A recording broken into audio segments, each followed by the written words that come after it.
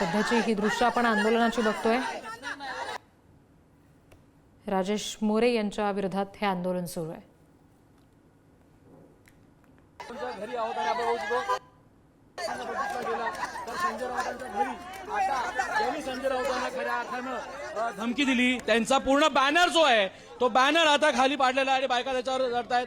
आता तुम्ही इकडे दरवाजावर या फक्त सांगतायत आणि हे चित्र पाहायला मिळत आहे। ताई दरवाजावर फक्त या असं सुद्धा तुम्ही सांगताय। ज्यांनी धमकी दिली संजय राऊतांना काय सांगाल? अरे भाऊंना संधी दिली ना त्याला म्हणा तू दरवाजावर ये, तुला नाही तुझी पॅन्ट काढून हातात देऊ, त्याला समजलं पाहिजे शिवसैनिक महिला कशा आहेत त्या।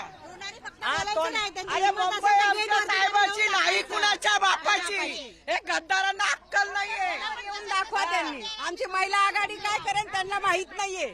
रोडवर फक्त या म्हणा आमची महिला आघाडी आज कमी आहे, आता याच्यापेक्षा जास्त आहे, फक्त येऊन दाखवा आणि राऊत साहेबांना आम्ही घाबरत नाही, आम्ही कष्टवंत शिवसैनिक। आणि संजय राऊतांच्या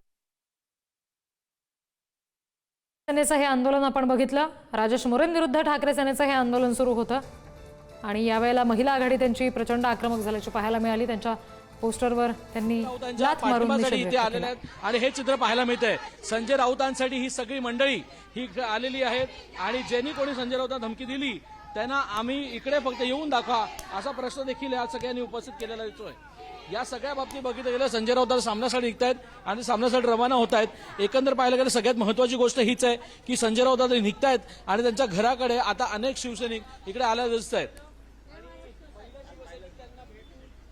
महिला शिवसैनिक आताही संजय राऊतांना भेटतायत आणि त्यांना त्यांच्या पाठीशी आहेत असं सगळ्या महिला शिवसैनिकांनी इथं सांगितलेलं आहे।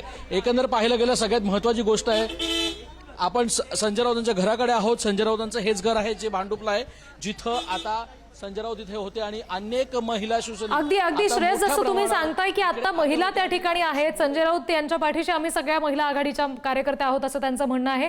काय नेमकं काही थोड्या वेळापूर्वी घडलं आम्हाला सविस्तर सांगा। त्यांच्या हातात बॅनर सुद्धा पाहायला मिळतात, ती दृश्य सुद्धा आपण प्रेक्षकांना पुन्हा एकदा दाखवतोय। पुन्हा एकदा आपण बघूया रिद्धी, हा बॅनर जो आहे तो आता संपूर्ण बॅनर जो आहे तो त्यांनी फाडलेला आहे। जो बॅनर ज्यांनी संजय राऊतांना धमकी दिली त्यांचाच हा बॅनर होता आणि तो बॅनर आता फाडलेला आहे। त्यासोबतच आपण बघू शकतो मोठ्या प्रमाणावर इथं महिला शिवसैनिक आल्या होत्या आणि महिला शिवसैनिक इकडे आल्यानंतर अनेकदा त्यांनी संजय राऊतांच्या सोबत आपण आहोत हे सांगितलंय। तुम्ही संजय राऊतांसोबत आहात, तुम्ही त्यांच्यासाठी इकडे आलेला आहात, ज्यांनी कोणी धमकी दिली त्यांना काय सांगाल? मी त्यांना एवढंच सांगेल, तुमच्यात जर एवढी हिंमत होती तर माझा जावेद माझी बिर्याणी बोलले तर बाळासाहेबांच्या हिंदुत्वावरती शब्द घेतला, त्यावेळेस तुमच्यात हिंमत नव्हती बोलायची।